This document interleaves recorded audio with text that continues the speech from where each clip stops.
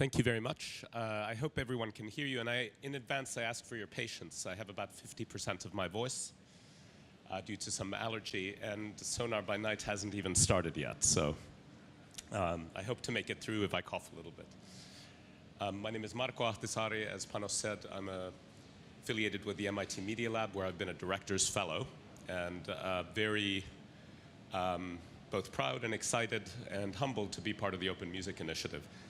Now, there's two things I'd say at the outset. So the MIT Media Lab is an anti-disciplinary research institution as part of the School of Architecture at MIT in Boston. And the spirit of the lab is very much to promote permissionless innovation of different kinds. So to create systems that allow for innovation at the edges without asking permission from the center. And one way the lab has pursued this is through something called the Digital Currency Initiative. The Digital Currency Initiative was started a few years ago at the Media Lab to promote fundamental research in Bitcoin and blockchain technologies. And in particular, several of the core developers of Bitcoin blockchain are housed and paid for at the MIT, but they remain independent. And the emphasis there really is to do fundamental research. The challenge with many of these current decentralized systems like blockchain and Bitcoin, how many people own Bitcoin in the room? So it is early days. Blockchain is the distributed ledger system underlying Bitcoin, but it can underlie many other kinds of cryptocurrencies. One of the challenges is that in the system of cryptocurrencies and blockchain, unlike the internet way back when people needed to agree on TCP/IP and HTTP, these open protocols that Panos talked about that make innovation possible. This is a similar case, except not everything has been resolved, and right at the top, what do we have? We have money. So there's a kind of rush of investment into an area where, as Joey Ito, the director of the Media Lab, says, we haven't even figured out TCP/IP yet. And this creates odd incentive systems, a lot of speculation, a lot of bros with suits and MBAs already in the building before we've done the fundamental engineering work. And this is part of what the Digital Currency Initiative is interested in. But specifically, and very importantly, it's interested in non-currency applications of distributed ledgers and open systems. So not looking at cryptocurrencies necessarily, but land rights, for example. And so when Panos and Michael approached us about, hey, could we bring together a group of companies around an academic neutral core to develop an open protocol to advance music rights so the creators could get paid, it was a very natural fit. The other thing I would say is I've been a part of several work on open standards, and it may seem, I'm not saying that it is anyone in this audience, but it may seem like 1 year anniversary and you have a minimum viable interoperability open protocol spec that's a sort of RESTful API that says only matches composition. It may seem like a very small, minimal thing. The point is, it is minimal to enable innovation. And I think it's remarkable that in 190 companies, big companies, small companies like the one I represent, can, during this process, come to such a minimal conclusion. Anyone that's done product development, the hardest thing is to cut. It's almost impossible to cut, especially when you're out there. We have the advantage that we haven't yet launched. But this is what we started with, and now we're launching with something that the idea is would enable a lot of creativity. Now, the brief from Panos was to give an example of the kind of innovation and why I have two hats here. I'm at the MIT Media Lab. I'm also CEO and co-founder of Sync Project, which is a new startup in Boston. Sync Project is also a member of Open Music Initiative. And what I'd like to do is I'd like to talk through our case, which may seem a little bit far off to you. That'll become clear to you in a moment. But why, not as an aspect of promoting Sync Project, I hope you will be interested in it, but to see what kind of innovation beyond the current VR, AR tsunami that is going on, and why having something like the Open Music Initiative and those open protocols is important. So I will do that as quickly as possible and try to be as detailed as possible about what we're doing. So it's like a case example of that.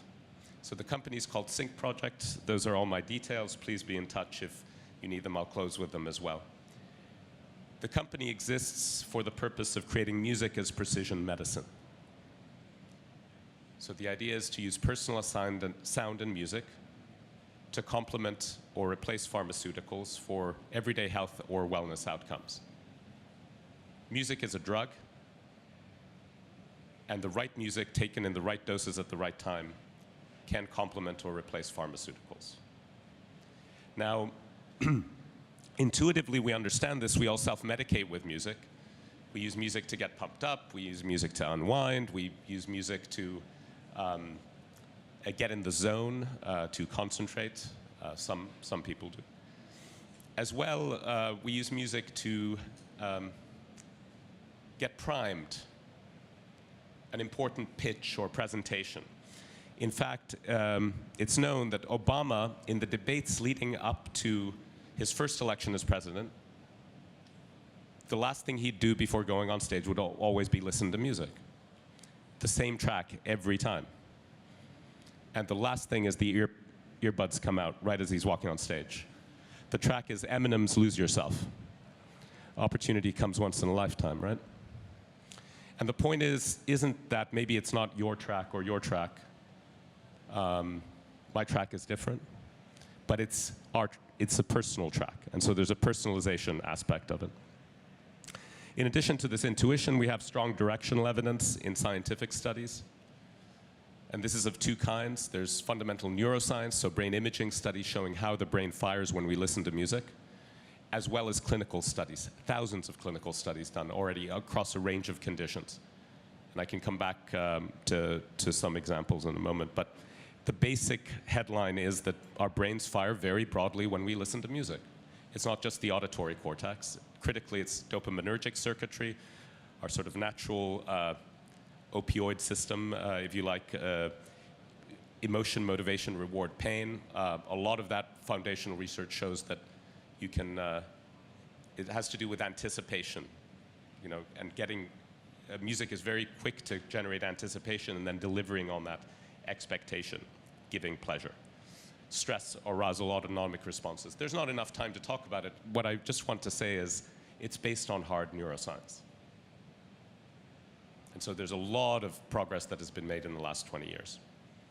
The other thing that makes this possible, and this relates to OMI, and I come back to this in a moment, we finally have a celestial jukebox in every pocket in the form of a Spotify or Apple Music. The way we are enjoying music is different. And as Michael was saying, interestingly, more individual than social, and I think we need to bring more of that social back.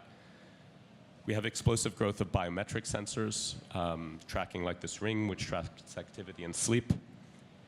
And then we have machine learning and scale cloud computing as a utility. And as you will see, my presentation builds on the example that Pano showed regarding Watson and an artist working together with a machine, because that's the fundamental place where our rights come. So what we built, we've been a company going for 2 years. We built a platform to map music characteristics to their biometric effects. So music characteristics, I don't need to tell it to this audience, but very quickly are tempo, beat salience, like beat clarity, how clear the groove is, the spectral qualities or the timbre of the music, the instrumentation used, the color of the music, as well as biometrics like heart rate variability, epidermal activity, any evidence we have for that. And we collect data across scales. We've analyzed over 10 million playlists that have words like de-stress or sleep in their titles that you may have made. You put them publicly on a Spotify, we mine those, we analyze the acoustic properties of those tracks, and we built classifiers to essentially predict for any track how likely this would be, how likely would this track be on a playlist that someone would have called de-stress. So this is all within the universe of playlists, but on the other end, if that's N of 10 million, then N of 5 is people decked out fully with sensors for a sleep study looking at those characteristics. Now this is all just build up to the first chorus, if you like. This is what we've done to collect the data. The ultimate goal is to somehow productize these, and there are two ways, and I'll discuss both briefly. One is to sculpt better playlists for health outcomes. If you use Slack with any company or with musicians, you can install this Sync Music bot. Now, John Hopkins is an advisor to Sync who's playing here. This may not be your morning focus set, but it is mine. I worked at John Hopkins and Kiasmos, but you could choose any artist you like, and we extrapolate from there. So install it. It's 30 seconds. It's free if you have a Spotify account. But the other side, which is the reason I think this is an interesting case for OMI. Sculpted playlists, yes, but unique generative music. Now, generative music, just to recap, even though anyone that arrived here and is not living in Barcelona but arrived at the airport, you probably heard Reflection by Brian Eno in the airport and saw it along the pylons in the baggage claim area. Best baggage claim area soundtrack I've ever heard. So Brian Eno is, of course, an originator of the term, but essentially it's music that's programmed rather than composed. So setting up a set of rules and allowing those rules to play out. Algorithmic, if you would like to call it that. Brian Eno has said Thursday afternoon is kind of the canonical thing after music for airports. Earlier, this is 1985. But we're taking it one step further, which is we're making generative music that's responsive to your physiology. So taking things like heart rate as your input and then creating that music. Now, why this is interesting is there is not a single piece of music. There is no sound file. We are creating a new music experience each time. So even from a rights management point of view, it's unsustainable if there's somebody with a pencil and paper filling out forms each time somebody happens to have a relaxation soundtrack, because every time it is unique. And every time it involved three parties. Potentially an artist, the algorithms that Sync Project made, our team made, and your vital signs. And so we'd like to be ahead of that curve and anticipate scenarios like this in terms of rights creation. And I just emphasize something here, because there's some short-term wins that are very important for OMI, like the people that can't get paid today on streaming services should get paid. But the horizon is also bigger. And that's what we're talking about. The first area we've targeted is relaxation prior to sleep. If you have a smartphone, you can point it tonight before the Sónar by Night starts, so you may get some sleep. Unwind.ai. Essentially what we did was a generative track to calm you down before sleep. We partnered with Marconi Union, Manchester-based ambient trio. They did a track 5 years ago called Weightless, which was momentarily dubbed the most relaxing track in the world. So we figured that they know what they're doing. And we worked with them, got their stems, and created a piece which is essentially an artificial intelligence created by Sync Project, human musicianship, which is their collective and over the years intuition of how to make things that are calming and reduce ANS arousal, if you want to use the technical term, and your physiology as input. So give it a shot. It's free. You can use it as many times as you like. And if you like it, please tell your friends. This is, of course, only the beginning. We have lined up a series of artists that we're working with that are going to be making these. We believe that the combination is between artists and machines, just like the case of Watson showed. Over time, there may be more purely machine-made music, but frankly, the algorithms and machine learning, they just came for the industrial jobs. Automation took those. Now they'll take middle management. Now they'll take A&R, and then they'll take culture. And I don't think our society in general is like very open to this idea of them taking all of culture yet. So we'd like to build upon artists working together with machines, because artists have tremendous intuition about the functional use of music for particular outcomes. And we go from there. So this is the basic idea, machine learning on the data set we've done to create personalized music therapeutics. And the areas we're looking at, I mentioned sleep, relaxation, anxiety. The other is pain. I don't have time to go into it, but there are several thousand studies, under 100 of them of very high quality, showing You play music, the right music, to people after an operation. They self-administer less opioids. And I don't know what the situation is in Spain. In the US, we have an opioid epidemic. And if you could say, but administering music post-operation for acute pain, and you could cut the amount of opioids in half, I'm not sure it's a right, but every person should have an opportunity to listen to music in a hospital after an operation, and to take that music home so that they don't overuse drugs that are potentially addictive. Now, finally, what I'd say is the landscape will be very different when OMI is launched, and hopefully great innovation is built on top of it. In a similar way, the use of music will evolve from here. In our case, it's for the good of health and wellness of every single person on the planet. And 10 years from today, I think the idea that we didn't use non-drug modalities, so non-pharmacological means, as a normal, systematic part of our health regime will seem primitive, odd. It'll seem absurd. Why didn't we do that back then? And of course, our role and our goal is the people that do that for music. But it's not only music. It is VR.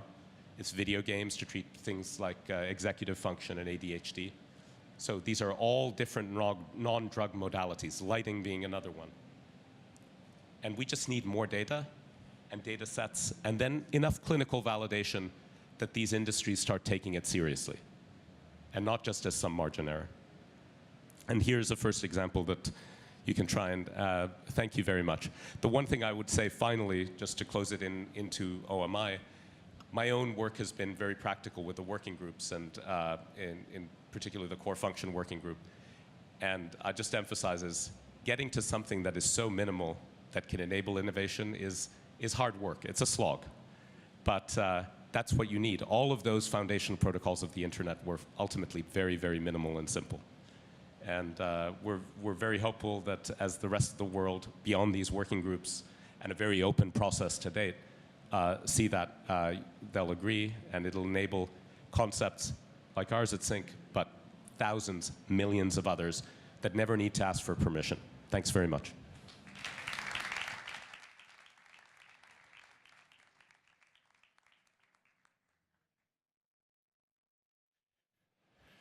Okay, so I was told that we're going to take a short 5-minute break for coffee, and then we'll proceed to our panel. So please be back in about 5 minutes, okay? Thank you.